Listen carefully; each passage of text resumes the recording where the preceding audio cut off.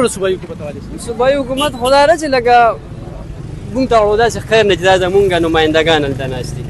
بس خپل یو شی راټول کړی دی بس یو کس پسې نښتي دي دا راخلاصو و دا دی خو دا زه خپل ایم پی نه پېژنم زه خپل چیرمین دلته کې نه پېژنم نه مونږ څوک پېژني او نه یاره عوام خو به د سر اړو څه شته نه چې د عوامو بس اواز وي نه چارسدي او د پښتونخوا د خلک څه کوي چې دوی ووټونه ورکوي نو دوی ترقي نه غواړي. نو اوس څنګه دا مشر خبره وکړه که نه چې دا ینګ کول چې کوم دی نو بس په ووټ په حق نه پوهېږي یو خو زما دا غټ درخواست دی چې د ووټ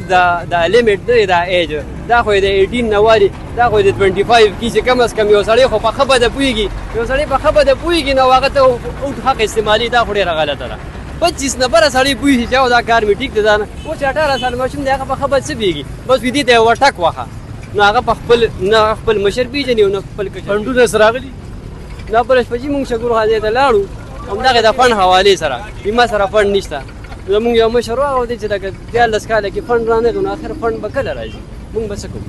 فنډ نشته او مونږ ته به لکه باقاعده هغلته کې یو لاره روانه ده پخېږي لاره او مونږ ته وي چې فنډ نشته نو بس هغه میرانه قصه ده که نه چې چاته